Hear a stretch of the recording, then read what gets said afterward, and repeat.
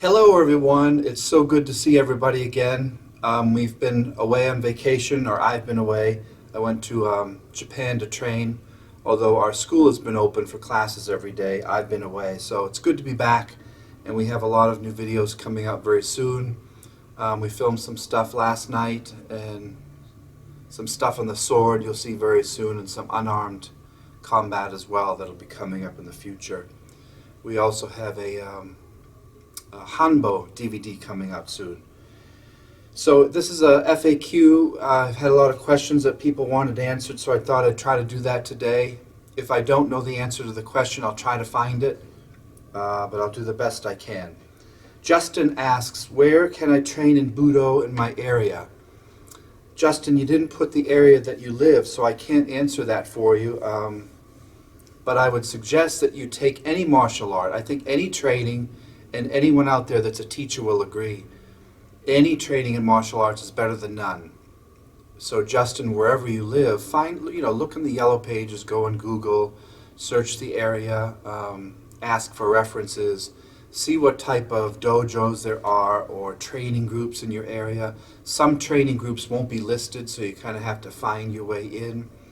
But like I said, I don't care if it's a sport, martial art, or something. It doesn't really matter. Something is better than nothing. MMA, UFC is all good stuff. But don't not train. You don't want to be what we call an armchair warrior, which are people who type on the keyboard, but they don't actually have any experience. It's all theoretical. You don't want to be one of those people that lives in a delusion that you know martial arts when you actually don't. You can watch all the movies and read all the books you want, but unless you physically train, you are not a martial artist, certainly not one that's active. So make sure you train, and then the key to anything is consistency. Don't train 1 week, 1 month, go year after year, and you'll see the positive benefits of martial art training. Doesn't matter the label, doesn't matter what style, just get out there and start to learn how to defend yourself physically and mentally. So good luck, Justin. I hope you find something in your area, but just do some research. Johan asks, he says, I have had bad knees and I cannot do martial arts right now. I'm depressed because I love to train. Please help. Johan, we all experience physical injury if you are a long-term martial artist. Everyone that I've ever met has some sort of injury. We have a joke called the BBC, which in our school means the Black Belt Club. But I also call it the Bad Back Club because so many of my friends have bad backs over the years, or you're either going to have a back injury, shoulder injuries is very common, knee injuries, hip. If you do something for a long period of time, like if you're a carpenter or a plumber, electrician, using physical labor, you are definitely going to have pain, and that's just something that we deal with every day. Look at Bill Superfoot Wallace, who is all well known for his kicking ability. He's had both his hips replaced and knees and all kinds of stuff, but he's still doing martial arts. Even though he endures excruciating pain probably every day, he maintains his flexibility because he's consistent. I myself have had 2 major back surgeries many, many years ago because of herniated discs from when we used to roll on wood and cement. We didn't have these nice mats like we have behind me. And again, I know many people with bad shoulders from punching, broken wrists. I've had those. My knees have always been good, and I think that's because I sit in seiza so much, or cross-legged, that I stay flexible. But a lot of it's genetic, lifestyle. Everything can affect that. But you may not be able to do martial arts right now, but don't be depressed, Johan. Train mentally. If you can't get to the dojo physically, can you go to the dojo and watch and take notes? Will the teacher allow that? Can you maintain your connection with your dojo? Maybe go to the events, even though you can't physically train. Don't lose those friendships. My teachers always said, when you're injured, you train mentally, and by that they meant read books on the subject, study mentally, meditate if you can. Your mind can be free of injury, so meditate if you can. Then when hopefully your knee gets better, train very slowly, wear braces, Let your training partners know that you're injured so you don't get re-injured. Don't overextend yourself, but get back to the dojo. That's where your spirit is going to lift, and your pain will go away faster when you train, because when you train, you are in the moment and you're not preoccupied with yourself and your feelings, your emotions, and your pain. So whenever I feel in pain, when I go and train, the pain goes away for that hour or two, and then I forget about it. Oh, I forgot I had a sore shoulder today, or I forgot my back hurt. Because you're moving physically, you work through that pain. If you're sitting at home lying in bed, all you think about is pain, and then your body starts to morph itself to take care of that pain, and then you end up hurting other muscular groups. So a lot of us who have a bad back will turn and will start to get crooked in our spine because we're afraid of the pain. But when you train, you kind of forget it and you move through it. It's really cool. It's quite magical. So, Johan, do the best you can with what you have. Warren G. from Mississippi writes, Mr. Norcross, I am afraid to get back into training for shame because I originally quit and I lied to my sensei. Well, Warren, admitting that you lied to your teacher is the first step. 95 to 97% of people are going to quit. Most people do not stick with martial arts or anything that they do in life. It's human nature to be lazy and to quit. Any of us can have motivation, but motivation is fleeting. It lasts an hour, maybe a day, and then it's gone. So you have to have dedication and discipline over motivation, because motivation is not a good state of mind. It's good temporarily, but it doesn't last. So you lied to your teacher. Well, so many of my students that have quit have lied to me. I just know. They say, the dog ate my homework, stuff like that, or I'm injured and I know that they weren't, or just tell the truth to your sensei. If you want to quit training, don't be a coward. Just tell them, I'm not happy here.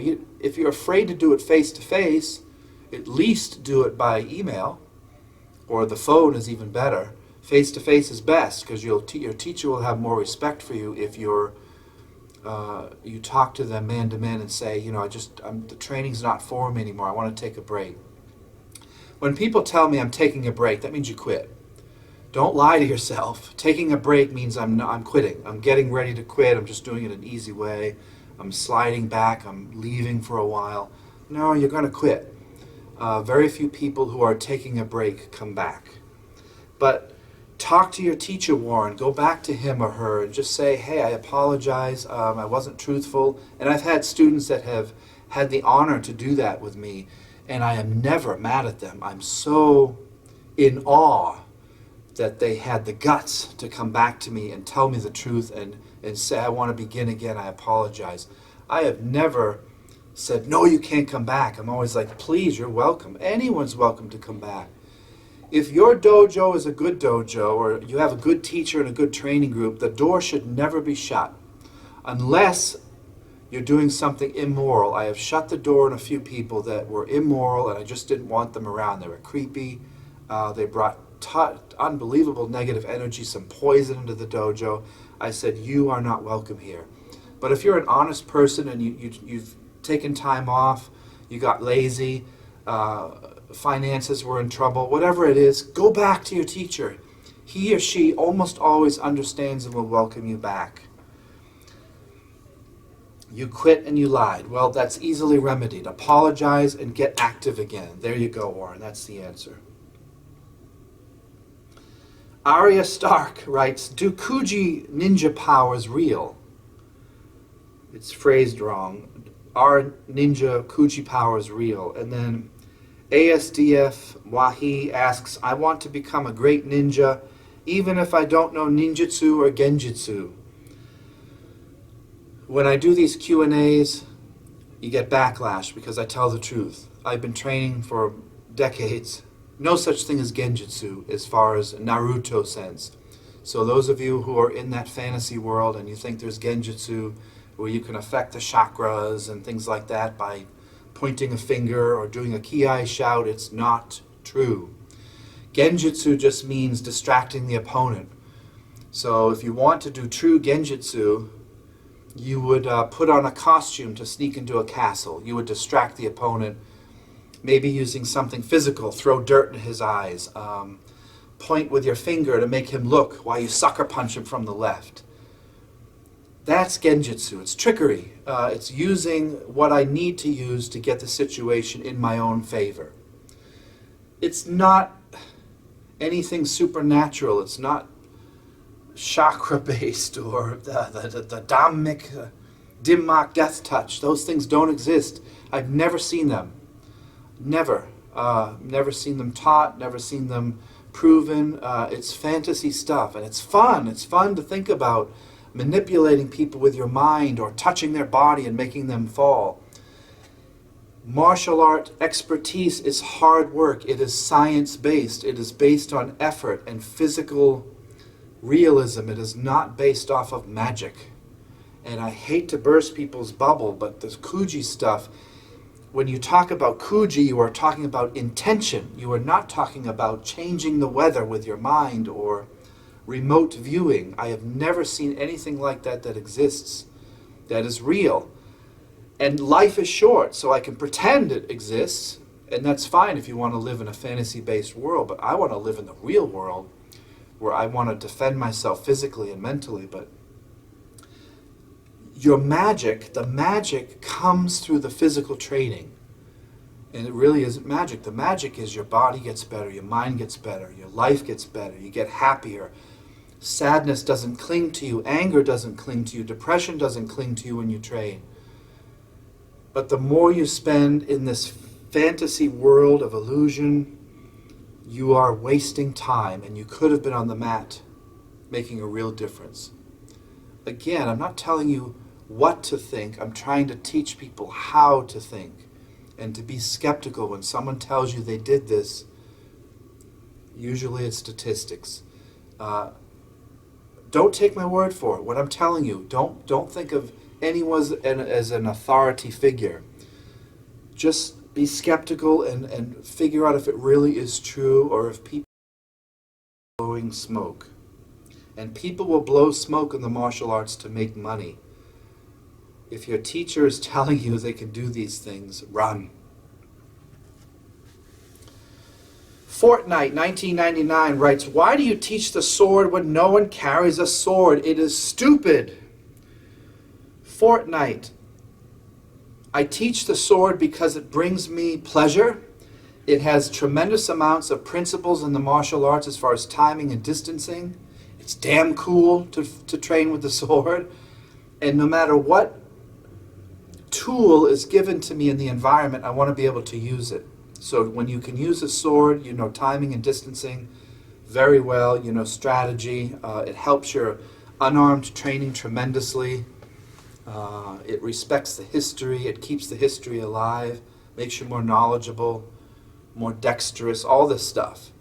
So look up on Google News how many people were attacked with a katana, and you'd be surprised because it's a common thing you can pick up at the store or the flea market.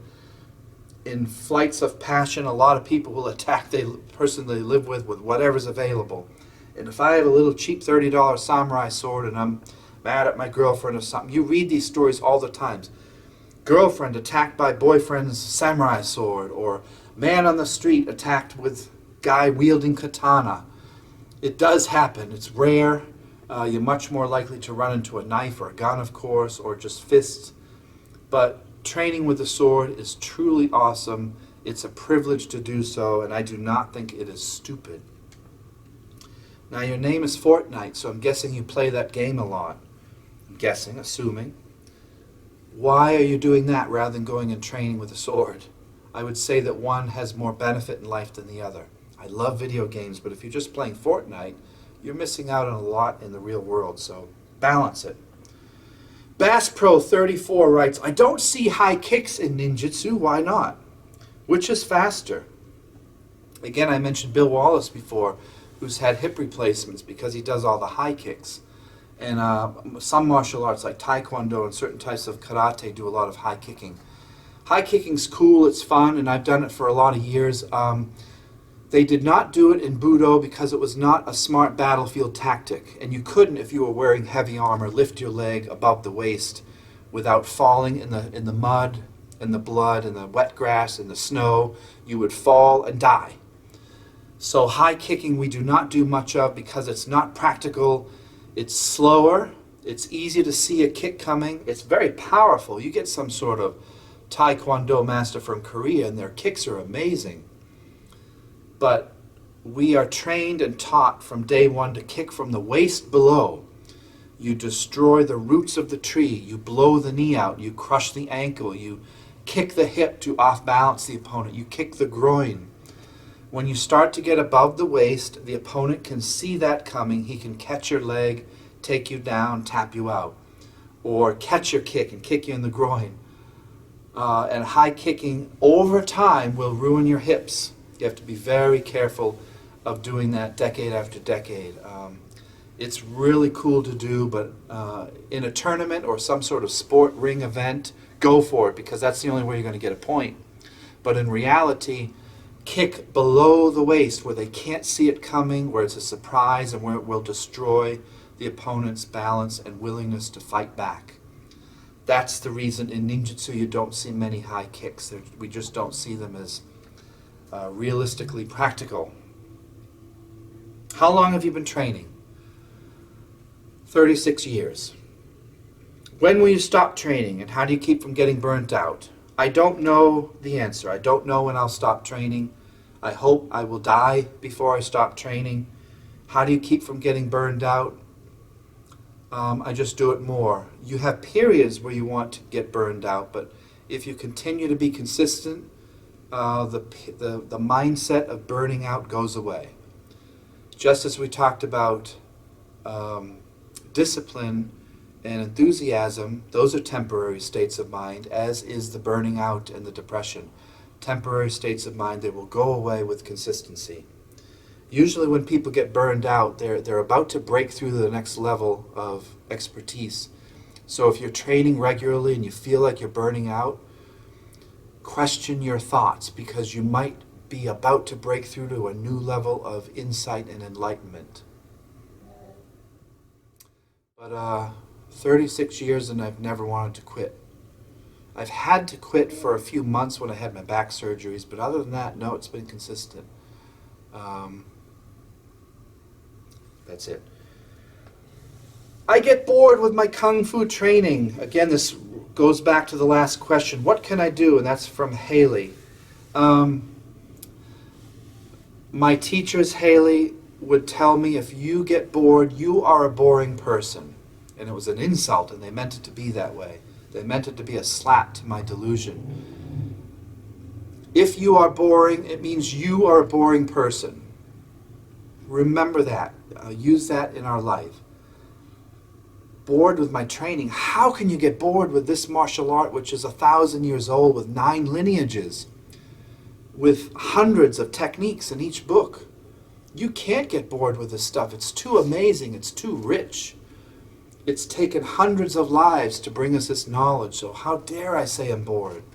Again, if I'm bored, I'm a boring person. I don't have the ability to have fun and to see the excitement and to keep things fresh and to see new things every day. No, there's no such thing as boredom in my world. If I'm feeling bored, it means I'm not engaging correctly. I'm not asking the right questions. I'm not opening my mind enough. I'm not doing the basics enough. Again, the magic comes through the repetition of the basics.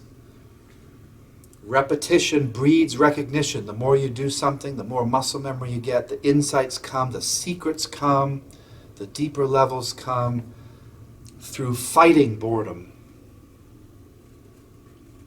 I saw on your website that you went to Japan. How is the training there different from a Western approach to martial arts? That's from Zoroaster.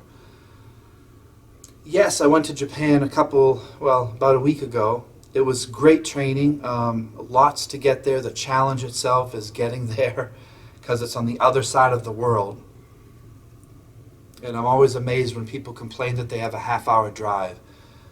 When you spend $7,000 and you travel and stop your life to go around the world, you are serious about your training. And to go to Japan is an amazing experience. It's a dream come true. I go there because that's the source of my particular martial art. Yours might be China, Korea, India, wherever you want to go. But you should visit the Mecca, the Hombu, the headquarters of wherever you train. It is a different experience. Japan is an amazing country. I've had an affinity for it, and I've loved the culture since I was 5 years old. So going there is a treat, but it is not easy. It's a challenge. And the culture is not easy to deal with because I'm an American, I'm a stupid gaijin, and the culture is completely opposite of how we think. Living in the United States, we live in a very comfortable little bubble. And if you haven't traveled the world and you're not cultured and worldly, it's a detriment to our growth. The more cultures that you visit and that I visited, the more I realize how much of a bubble I live in, and how wealthy America is, and how much space we have, and the freedom that we have, freedom of speech, the First Amendment, all the amendments. Many cultures don't have that. They live completely differently. They don't know what our cultures are. They don't know what our religions are. They're completely opposite of us, and that doesn't mean they're wrong. It's just different. So to live in America, you are spoiled. We are spoiled. And when you visit a place like Japan, which is completely different, you allow yourself to see how easy your life is compared to others. And training there was amazing. To go and train with the Japanese masters who are 70 and 80, and the Grandmaster who's 87 years old and continues to train all day long. And talk about someone who is consistent, who never quits. What an inspiration. And then I come back with all these new ways of looking at things, new techniques, new ways of learning how to teach. And I can spread them with my teachers here. There's nothing more glorifying than taking that knowledge and passing it on, and learning how much work I have to do and how bad I am, and how much I was picked on over there as the Westerner. And there were many people I met from around the world who were getting reprimanded left and right. Why are you using too much strength? The Japanese Shihan would say. Why are you using so much muscle? Muscle bad. Muscle's low. Muscle goes away with age. Speed goes away. Use taijutsu. Use footwork. Use intelligent fighting. Use distancing. Ma'ai. Close the space. Take the opponent's balance. Allow the uke and the bad guy to throw himself. Use his energy against him. I am 85, you're saying. Oh, I'm 75. I don't have muscle. But I have this. And I have footwork. And that's the key. In Americans, we want to overpower, which is the lowest form of self-defense.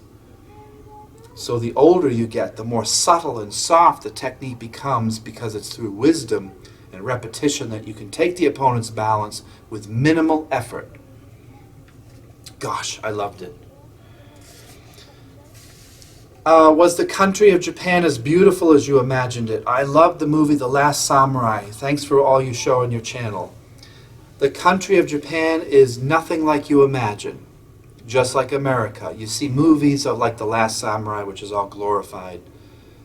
I did go to temples and shrines, and I'll post a picture right now. I'll put it on the front of a couple of beautiful shrines I went to, which were breathtaking. I went to a couple of Buddhist temples.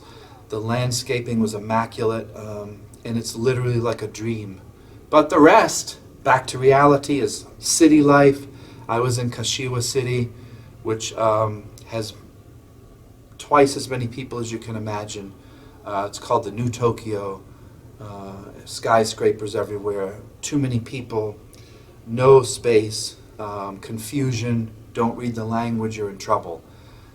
But I endured it. That was my test. My test was not just getting to the dojo, taking all the confusing trains that are in Tokyo, but getting lost on the street and having to ask for help, and feeling overwhelmed with all the people around you and the lack of space, and the conformity of it all was the test. So parts of Japan are beautiful, just like any country, of those of you watching, and then we have bad parts of the country too. But expect the unexpected whenever you travel overseas. Have a backup plan, and expect to get lost and make a lot of mistakes. Big Man 7917 writes, Laughing my FAO. Ninjutsu was brought to America by Professor Ronald Duncan. He was doing demos in the 60s, long before Stephen Hayes made any noise. Big man, I don't know the answer to that. I wasn't alive in the 1960s, so I don't know who brought ninjutsu to the US, and who cares? Why are we wasting our time about this? It was 40, 50 years ago. Appreciate those that bring the culture to us, of course. I know Mr. Hayes is a friend of mine. I don't care if it was Stephen Hayes or Ronald Duncan or Ronald McDonald. It doesn't matter who brought it. Our job in the current generation is to respect any of these guys that brought this, or didn't, and to carry it into the future. I don't care about the history. I want to train today. I trained last night. I'm training tonight. Make our own history. These guys that were the forefathers, I respect highly. I appreciated it all the time, but make your own space in life. Why are you picking on who brought it and who didn't? Who cares? Life is too short for these politics. Let that crap go and just be happy and train. All the t-shirts I saw say, shut up and train, and I agree. Who cares who brought it? Don't live off the laurels. Continue. Make yourself the next generation. Worry about the kids training now. Ronald and Stephen and everyone else would tell us the same thing. Don't worry about me. Worry about your own life. Train, be happy, make purpose in your life. How do you stay motivated? I want to train in the night, and then the next day the urge is gone with the sun. Sword Master Kuan Yin asks. Kuan Yin, it's discipline versus motivation. Again, I can be motivated to do something in the nighttime, and then I fall asleep and I wake up in the morning, the motivation is gone. That is human nature. How many times have you woken up in the morning and despised getting up to go to your job or to go to school, or the person sleeping next to you? You have regrets. The motivation is fleeting. It goes away. It's a breath of air. So motivation is not a good thing to base things off of. January 1st comes, you've now made your New Year's resolution. Well, 2 weeks later, it's gone. How many hundreds of people have I seen walk in the dojo doors over the years that say, I want to become a ninja master black belt, and a month later they're gone. The motivation is gone. You need discipline. Discipline is the answer to everything. And anyone out there knows this. You guys watching know exactly what I'm talking about. It takes discipline, which will keep you motivated. And you can't do it alone. You need to ask for help. You need a system that will prop you up and help you to stay motivated. But the urge will be gone with the sun. With every new sun, the dreams are crushed, and then reality hits. I have to get up this morning. I have to push that alarm button. I have to get up, take a shower, take care of my family. I have to get a job because I need money. And I need money to survive. I have to work out the relationship with the person who's sleeping next to me because it hasn't been going well lately. And I haven't been motivated to stay married or in this relationship, so I'm going to work hard and communicate our issues to work through it. I'm going to be disciplined and work harder at being more romantic with my partner so that she doesn't leave or I don't want to leave her. I'm going to be more disciplined at work and work longer hours and take more classes so that my education can get higher and I can get higher up. Or if I'm in a dead-end job, I'm going to search for a new job so that I can be disciplined enough to find a job that will pay me a little bit more with the skills that I have. And hey, I don't have the skills, so I'm going to discipline myself to go out and find the skills that I need to make my life a little bit better. And as far as martial arts, I don't want to go to the dojo today. I want to stay home and play Fortnite. That's all I want to do. I just don't want to leave my computer. Get up, turn the computer off. Fortnite will be there in 2 hours. Get to the dojo, get in your car and drive. Put on your uniform, put on your gi. Get into the mindset. Get out there and do it. And then when you finish your class, you are so motivated. and so happy that you did it and that you fought those demons and those voices in your head. And you've not only pleased yourself and your family because they now respect you more because you got off your ass and you went and trained, and you made your teachers happy and you showed up and you saved face at the dojo. You lost some calories. You just felt good. You feel alive. Your pain has gone away. You feel younger and more alive. That's what motivates us. That's what keeps us going. And on that note, let's end it there. We've had negative and positive. Let's leave it on a positive note. Let's shut the computer off and do something in our life to make us a little bit better. And let's discipline ourselves so that we can stay motivated and not be bored and stay happy and to make the people around us a little bit more happy. And therein lies the secret in life. Until next time, my friends, the best of luck in your training. I wish you the best in your life. I wish you purpose and joy and reality of how little time we have and how much we can affect this day just by getting up and starting. We'll see you next time. Until then, keep training. Good luck. Bye-bye.